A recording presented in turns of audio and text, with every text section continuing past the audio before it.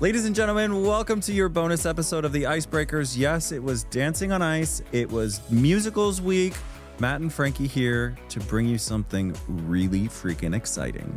So we sat down with the incredible and gorgeous Claire Sweeney this week. So take a look at this amazing chat. Eek!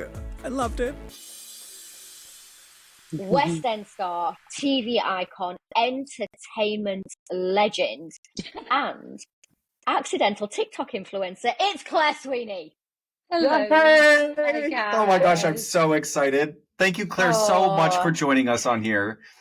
I'm so over the moon. So over the moon.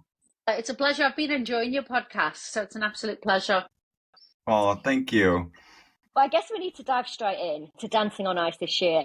I think you have won, almost every week you have won the gold star for glamour. I mean, some of the outfits. Last week I called you a silver sensation. You may have heard on the podcast. But before that, even like your week one, you just came out and you shone. You looked amazing. As you know, I mean, we've got to give credit to Marcus and his team for that hair and makeup. I mean, that man is a genius. And then Vicky Gill and her team with all those little wizards sticking all the stones one by one with the glue. I mean, the wardrobe team are just amazing. So you kind of, I turn up in the morning with my tracksuit and my hair wet and no makeup and then come out looking like that. And it's all thanks to them. And also to Mitch. Let me give this, Mitch and Jamie, the creatives, because they come up with these wonderful, they come up with a Dan Whiston as well, and Karen with the idea for me to come out in a chariot pulled by partially naked men, and then Cruella de Vil. All your midlife dreams come true. Yeah. And there's all I always say I'm a gay man in a woman's body, all my camp dreams come true. And then Big Spender. So I've got them to thank for everything. I just had to turn up and do it. Did you enjoy the process? I loved it. It's been like the scariest, most exciting, most thrilling roller coaster ride ever. And I've come off it now. And I'm like, that was great. But I feel like I did come out at the right time. I think everybody sort of experiences that when it is their time to leave the show, you kind of are at peace with it, and everybody feels so sad for you because your journey has ended. And, through the 16 series that I did and with every celeb that I had partnered with, they all said exactly the same thing. And it's kind of this weird thing that happens within that studio is, you know what? It was my time to go. I mean, I think except for Sally Dinova asked the audience week after week to not vote for her because she wanted to go home. Like she had had enough of it. It was too much work. She loved it. But at the same token too, it's nice to hear though that your experience was fulfilling for you. Well, I was in pain. I was in a lot of pain on Sunday. And I kind of thought, I'm getting injured now. I'm tired and I'm getting injured. And I want to protect myself. And when you're 52, you don't bounce up so quick. So I came out at the right time. I came out on a high, doing my great number, and everything was manageable. But I was in a lot of pain, so I was glad. I was going to ask you about that, actually. I was going to ask you how you feel that pain and that pain management impacted your performance on Sunday. We couldn't tell, but obviously you're a singer, and a singer with a rib injury, that's a lot of strain on your lungs. There's a lot of extra work that you're doing down there to sing, never mind then having to skate.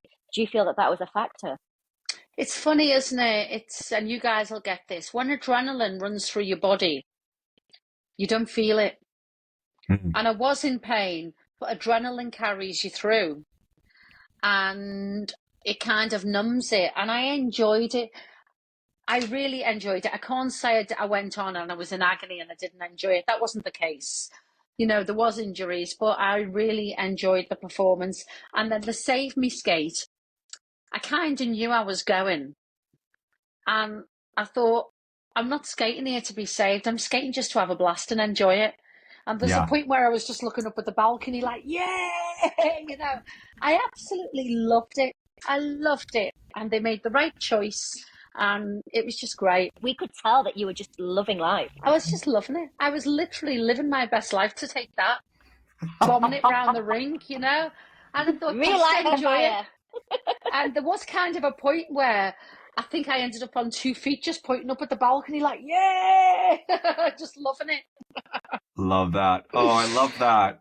Oh, now you had, from a little bird has told me that you were up for the show for quite a few years, or at least 2 or 3 years. Now, I don't know if that ever got to you, but it was always rumored like, oh, this series, Claire's going to do the show. And then when you got the phone call this year to do the show, and you decided personally, like, yeah, this is going to be my time to do it. Did any of those friends of yours who, you know, like the Denise Welsh's or even Sally Dinova or anybody from Corey, did they give you any sort of hints or tips or tricks? All of them did. I mean, Molly Gallagher was brilliant. Jane Danson was brilliant. Denise Van Outen, she was calling me. Duncan. I had loads of mates who've done it. They were all, look who it is. Hiya. Hiya, babes. You all right? How hard is it?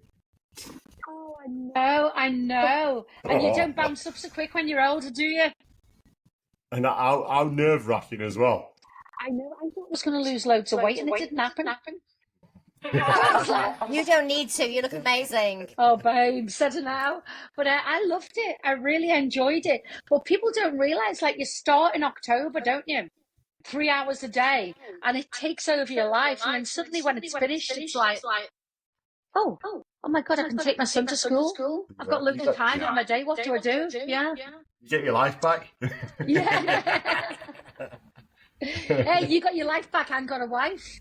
Yeah. Exactly. Very good one as well. 9 years yesterday, by the way. Can't believe it. 9 years. No. Yeah. Oh, amazing. It's so good to see you, David. So good. And you. I'll see you later. See you later. Bye. Bye. Bye, David. Bye, Emma.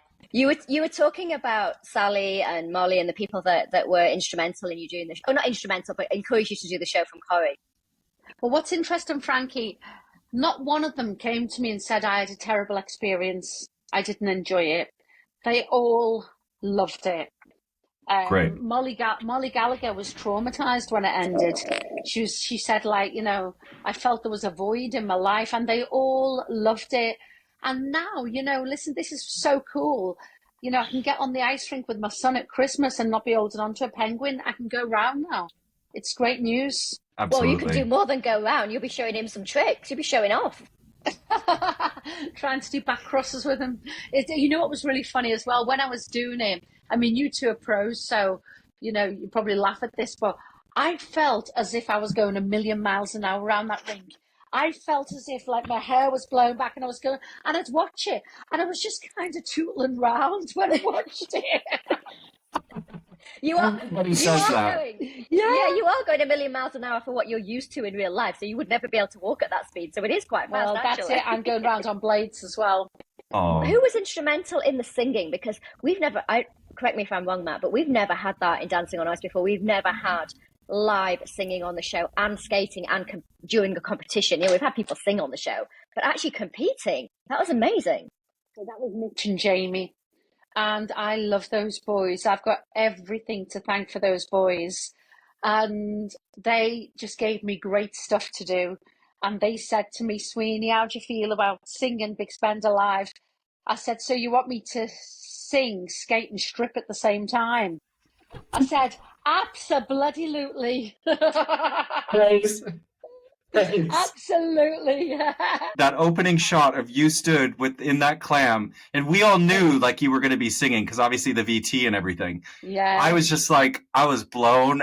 My socks flew off my feet. Like it just was. It was everything. So gay, it was iconic. It was iconic. In a clam.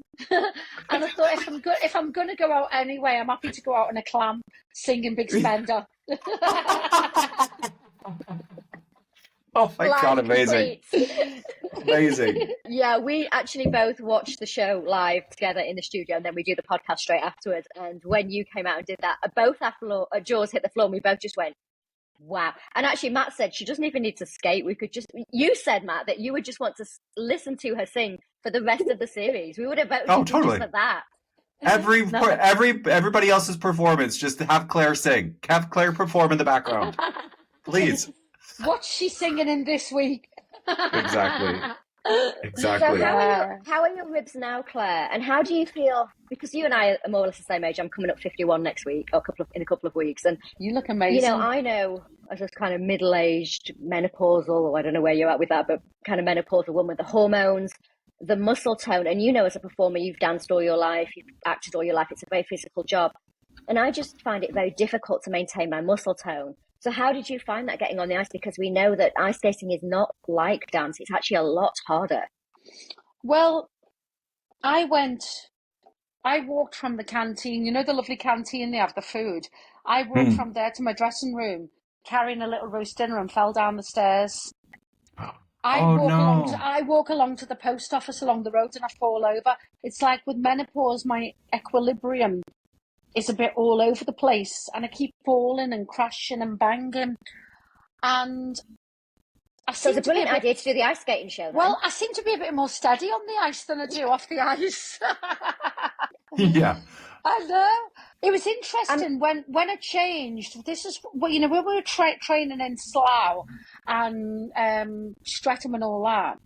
I didn't have many falls. Then when I came to Bovingdon, I started falling. And I think it's different ice, isn't it? You're getting used to It is different ice.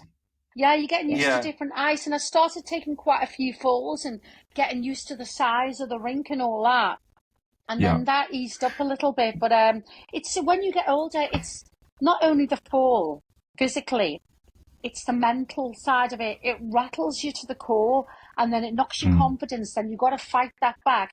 Maybe 10 years ago, I didn't care. I just got straight back up and bounced up, and then I was trying to be brave, but I didn't want any more falls, and I was happy that I went one. And realistically, I was not the best skater technically.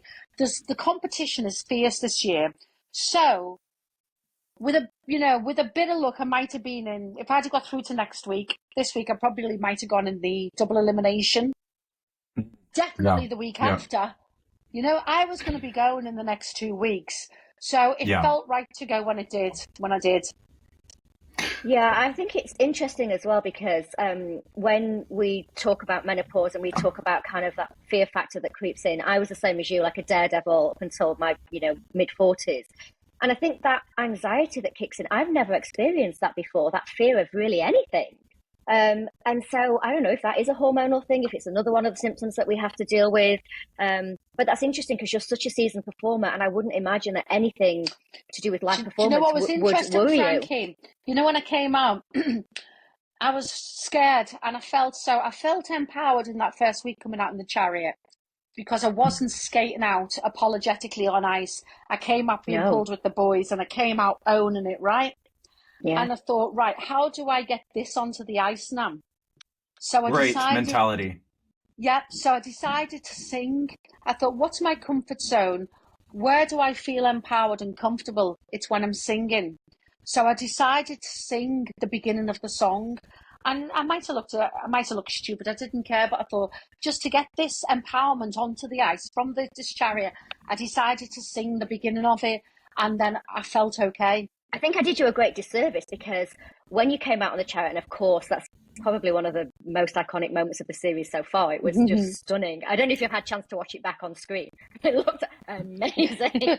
The guys, and you were giving it was like Sylvan and Andy were just glorious, weren't they? And then I skated into the arms of my beautiful Colin, who held me up. Thank you for all of that. Yeah. We loved it.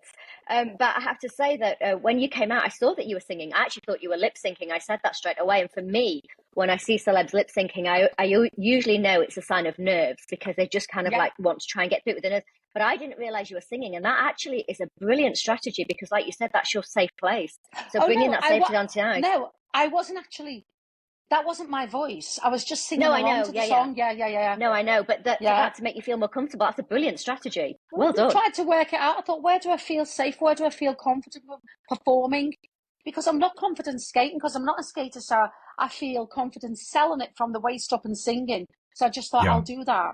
I found that when I skated with Denise Welsh, that we had to as well try and find something that she was comfortable with to make her feel comfortable on the ice. And she used to hum. she would have this like these, and she wasn't humming the tune that we were skating to. She would hum, she would hum something completely different. And at the first couple of times I was like, what are you doing? Like, I just didn't understand it. And she was like, that's how I process it, you know, because she was, I think we did the show when she was 50 or 51. And I think I have had probably 4 or 5 women that I've skated with who were premenopausal or were in menopause. And me as a man, I feel so fortunate that I was given that opportunity to work with those women. I now understand what you guys go through and how not easy it is, you know, and then to apply a sport to it, and we've spoken about this last week with Michelle Heaton and as well with Denise. You know, not that you have a disadvantage, it just is a different factor involved that the men don't have, that the athletes don't have, or that the younger contestants don't have. And I think it's a true testament that you never gave up, right? And thankfully the partners that I had as well in the past, they never gave up. We embraced it as a couple, and we tried to figure out, okay, how can we do this? Yeah. And Colin was very patient and very kind and considerate with me. Then also, you know, Dan Whiston and Karen were just brilliant with me, you know, and Dan got me. Dan knew how my mind worked in choreography. I needed to do things on a lyric or on a count, you know? Yep. And he kind of, when he was choreographing, he'd explain, he knew how my mind worked, which was great. That's good to hear. Yeah. Very, very good to hear. Yeah, it showed. I think, but you said, you know, you felt like your skating technique wasn't the best. And I disagree with that, actually. When we watched you, Matt and I, we watched very closely for the feet and how the body is and if the legs are underneath and if the core's strong. And actually what we saw with you was actually excellent skating technique. But we could tell that you didn't have the power to get the speed. And again, I think that comes back to just not having the same muscle mass that you have when you're a young person. You were never going to get that. You would have had to train for, you know, 1 or 2 years to regain that muscle mass to get that power. For the speed. The mind has got to be behind that as well. Yes. And the fear of not falling, you know. So to be fair to Colin, he worked on fundamentals with me. And I knew when we did a circle of crosses, my crosses were really clean, really finished. Beautiful. My back crosses were really clean, really finished, followed through on the edge. So I knew I had that. But as you said, the power. And, you know, people sometimes, they do. And also, you know, we didn't do, you know, because of our height and maybe I'm a bit heavier than some of the other girls, we didn't do all the lifts up above and all that. So as we were doing time on the ice as opposed to up in the air. Although they said on the last routine there was too many lifts. You can never win. Yeah. But listen, I did 3 shows and I did 3. I couldn't have wished for 3 better songs, 3 stonking numbers. And it was great. And I'm kind of in one piece still, you know. So exactly. You were amazing. You were absolutely amazing. And 4 amazing performances because, you know, your skate off as well was an amazing performance. But there were no trips, there were no accidents. There was nothing that you could say, oh, I wish I'd done that better. Everything you did was perfect and clean. Oh, well, that's great. And, you know, that's thanks to Colin. Yeah. He is pretty awesome. He's great, isn't it? It's funny watching it. The leaderboard changes each week, doesn't it? Yeah. Each week, it's like, you can't call it, can you? Because the competition is so high. It's so high, and we've said this every single week, and I'm kind of tired of hearing myself saying it, but this is the first time in 16 series that the depth of talent is where it's at. We've never seen anything like this before. And you normally at this stage, halfway through, you can sort of get a feel for who the public is voting for. You can sort of get a feel for that top 2 spots on the leaderboard. Not this year. You can't. You can't, can you? You know, it feels like a real skating competition now. Yeah, absolutely. Absolutely. You know, and different people bring different things to the ice. Like, I love watching Eddie perform. You know, he's a real entertainer. But then Adele's got this grace and this poise and these clean lines. She's so beautiful, isn't she? Yeah. And then I look at Ryan. Ryan's got such a great personality and he's great. And then Miles, I mean, it's just, you just can't call it. Can't call it. No. And Amber as well. Yeah, and I do think if it had been a different year, maybe if you'd have been in last year, you'd have gone a lot further, actually, Claire, because your skating is a lot better than you're giving yourself credit for. Your actual technique was brilliant, and you looked very safe. I mean, you did look a little nervous the first episode, I think, like we said. But you said you did feel nervous, and I think I know David said that he's never felt as nervous in his life as he did when he did Dancing on Ice. So we understand that, but you were very secure on your feet.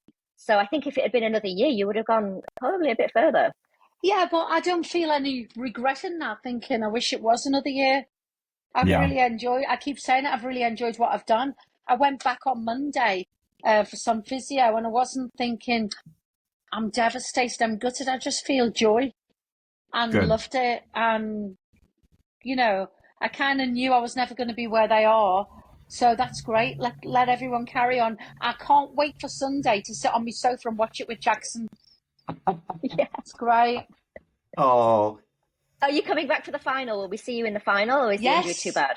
No, it's fine. I'll be back. Cool. Listen, nothing's stopping me getting back on there. Yeah. Oh, God, I can't wait. Getting back on. I'm dying to know who you put in your envelopes. I know you can't tell me, but I'll be curious to see. Couple more weeks to go.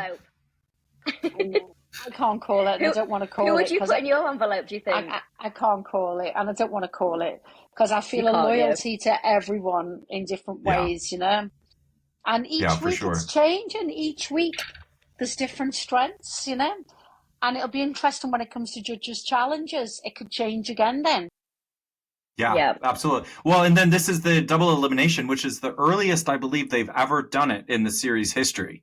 So it, again, is going to really shake things up because, as we know, sometimes that public... Is it because the series is shorter? Or why would they have done that then? I think it's just to help move things along. Do you know what I mean? To spice things up. They're trying new things this series, and it's really going to shake the leaderboard up for sure. Yeah. Well, it's a great, and I'm loving Stephen and Holly. They're fantastic. It's a great season, Yeah. Yeah, brilliant. Do you think? Menopause. Brain's gone. Sorry. Claire. I had a question like this and everything. Brain fog. No, what I was going to say was... I get it all the time. It's awful, isn't it? It's all. It's just like empties. And nothing's there. Sometimes I see my son and I'm trying to think of his name and it's just like empty. I hate it, but you got to laugh. I've remembered now. I was going to say that we spoke about on the first show that we saw you skating about your bubbly and warm personality and how that came across. But actually, the more numbers that you did, and particularly with the singing one, your personality came across so strongly and so well. I think you've gained an army of fans at home that may not have seen you in choreo or Brookside or whatever it was, that they've seen it or on the West End. But I think you've probably gained another section of fans that will say she looks like a really amazing, lovely person. Well, that's lovely. And especially, in choreo, I'm not very pleasant. So if you do watch choreo, at least you get to see the real me, which is nice. Yeah, and I think that's nice. That's the other part of the show that people don't always focus on because, of course, it's a skating competition. But Claire, before you came into this show, you will not have known as much about skating as you do now. And if you think about the general public, they don't know very much at all. We're educating them year on year. Of course, they're getting more discerning. But a really big part of the competition is seeing people's personalities in real time, in stressful situations. And you came across just so well. I know you anyway, so I know that's how you are. But you just came across so beautifully and so bubbly and so warm. So yeah, I think you've definitely won that part of the competition. That's really kind of you. Thank you. And as someone who knew nothing about skating, I watch it very differently now. I used to watch and just think, wow, that's an amazing lift. And lifts are amazing. But now I'll go, that's a really beautiful edge or a lovely cross. And that will impress me more than someone spinning around on a finger. Do you know what I mean? Yeah. So it's quite interesting how it changes, which is great. Well, thank you, Claire, so much for your time. We want to welcome you to the Dancing on Ice alumni. We're so happy that you're a part of it. And I cannot wait to see you back on the ice in the final. Oh, thank you. Oh my God, I absolutely loved speaking with her. Love her. Like, I didn't know, first off, that you knew her. You hid that from me. I mean, I didn't. I mentioned it early on in the podcast. I have proof. Well, I guess I wasn't paying attention. I think that's more like it. Yeah, but she's just a ray of sunlight. She's a really generous person. I'm glad you said I hid it from you, because then I feel like I wasn't being biased towards her. I do try and be objective. So I'm glad that you didn't know that and you didn't pick that up. No, it was awesome. I really, really enjoyed my time. So Claire, once again, thank you so much for spending 20 minutes with us. It was greatly, greatly appreciated. And thank you for being such a warm human being. We love you. All right, now we want to get to some of the questions that you guys have sent in throughout the week. Once again, we are loving how much interaction you guys have with us. I mean, we're literally having to handpick these to make sure that we're giving you guys the right information, because a lot of times the questions are repeated. Yeah, So- everybody wants to know the same things, and I get it. Yeah. But this is my favorite part of the week. Yeah, absolutely. All right, so our first question here comes from Deborah. She says, I wondered how much say the pros get into their hair, makeup, and costumes, and has there ever been a look that either of us weren't happy with? I'm not sure you're happy with my look this week. It's a bit dramatic. Feral. I think it's feral. Starting to slide a little I was bit. going with feral. Listen, this is a big show. It's one of the biggest shows on TV, and it is months in the planning. So no, the pros do not get a huge amount of say in what we wear, in how we look. These creatives are kind of put together on mood boards, and then of course some input is welcomed, but it's not always possible to change things at the last minute. Have there been times when people haven't liked their look and their hair and their makeup and their costumes? The costumes are fitted usually a week in advance, because obviously there are times when alterations have to be made, or certain costumes don't work with certain maneuvers that you do on the ice, so that has to be rethought. There needs to be time to do that. In terms of hair and makeup, really, although we do have meetings sort of the week before, it is sort of you turn up on the day and you get what you're given, because there's a great creative team behind that will design the hair and the makeup around your face and around your music and around your celebrity to complement all of that. But there have been times, and I'm not going to name names, but there have been times when people just said no. Yeah.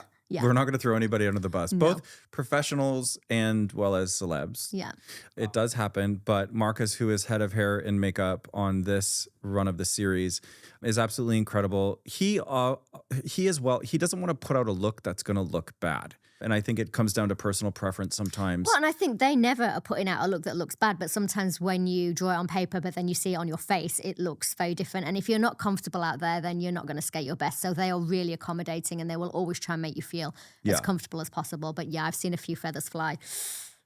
I think a look that I probably wasn't, well, I shouldn't say that actually. I loved it at the time.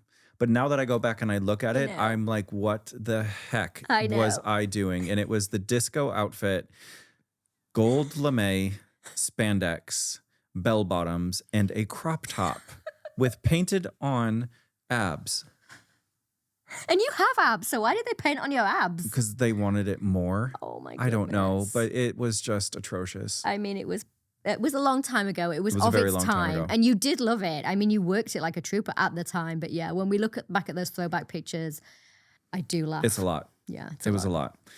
All right, this one comes in from Mary. She says, what is the one dance that you both can't get out of your head? Na, na, na, na, na, na, na, na, can't get you out of my head. Oh, that's Kylie's song. But one that you have done that you always think about, or that you sort of always revert back to? Like, what was one of your favorites? Well, when I skated with my husband. When I skated with my husband. Boring. I actually didn't like the music that we skated to, I was just going to say. I kicked off. I was like, Dino, what have you done? I don't like it. And he knew I didn't like it. So anyway, we in the skate off had to skate to Aerosmith, Don't Want to Miss a Thing. And I actually really liked that routine. It was really beautiful and we didn't get to see it. However, with Chris Fountain, I guess Crimea River was pretty iconic. Yeah, it was. Yeah. We competed against each other in that series. I forgot about that. And we won. I was hysterical. So for me, it would have to be, professionally speaking, the Two Tribes number that you and I did. Oh, that was so good. Oh, I thought we were just talking about celebs. Oh, any skating performance. Oh, definitely. Pfft, celeb who? Absolutely, 100%. I've got so many more professional numbers that I love. Yeah. Name drop. We did Two Tribes, and we did that for tour, actually. And I can remember. And do you remember how hard it was? Can I say what I wanted to say? Yeah. Go. We had like these ripped costumes, right? And every day I'd go in and it was like ripped even more and more and more. And I went into wardrobe and I was like, what keeps happening? They're like, we're just wanting to expose you a little bit more. And I'm like, each day the rips just got bigger and bigger. And my hair got higher and higher every show. So I had like that faux hawk. Oh, we should put that on because it's on YouTube. We should put that on our channel because it was a really great number. There was you, myself, and Dan, and we did this threesome where we were all, Wow. Oh, no, not that kind of threesome, people. My goodness. The crew just woke up. Hello. So we did this threesome number. It's called a trio, Frankie. Oh, okay. Well, if you insist. Whatever you call it. I mean, I was okay with a threesome. Okay, we did a trio. And I was skating with my 2 fave boys. So, hey, love it. There you go. Okay. Whoops. Let's get back. I lost my train of thought there. Where are we? What are we doing, kids? So thank you, Mary, very much for leading us astray. Okay, so Claire has asked quite an interesting question, actually. There's a couple of parts to it. But she said, can you explain why figure skates are covered or colored in what looks like a plastic film, especially the female boots? Is it to protect them from scuffs or scratching? And are the male boots also covered? She basically wants to know what happened to the clean white boot. I'm going to do a little demonstration on my paws. Because what happens is sometimes the girls will pull their tights over their boots just to give a nice, long, clean line, especially if they're wearing white skates. They'll pull a brown tight over and then you get a much longer leg line, which is really just more attractive, but not necessary. And then sometimes with the boys, they will have a different kind of material boot. So a lot of boys have like a nubuck leather and more of a suede feel to it, whereas the females generally tend to have a shiny leather. So maybe that's where you're getting the illusion of plastic from. There isn't usually plastic, but in costume department, if you have, let's say you have a blue trouser suit on, you would then have a blue boot cover over your boots just to continue that line so there isn't a break at the ankle, which will shorten the legs and also draw attention to any ugly feet that you may present to us during your routine. And also you'll find with Dancing on Ice, because they do want the boots to look a bit more fresh each week, they will spray the boot with the boot spray, which can sometimes make it look a little bit shiny or plasticky, but it's not. They're typically made out of leather.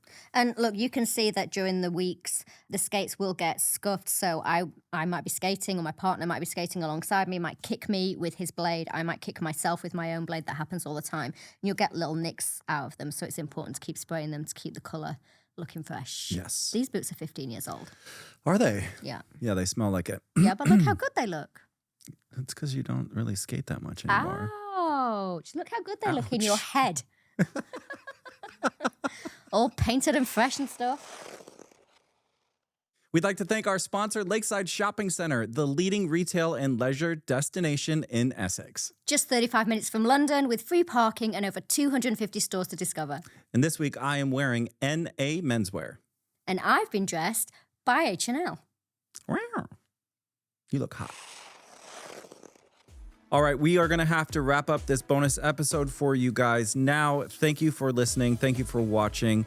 Hit us up on those socials, as you can see on the screen here. It's basically pretty much at ice.breakers.pod across the board. Send us an email. And we love getting your questions and your opinions. So if you disagree with something that we said, let us know. Frankie loves to fight. Oh, yeah. She loves a good conversation. I'm feral. Okay, enough of these cat jokes. Can you please not come next week as a cat? No, those stink really bad. You guys help me. Get me out of here. Okay, bye. Produced by Be Inspired Media, the content and podcast agency.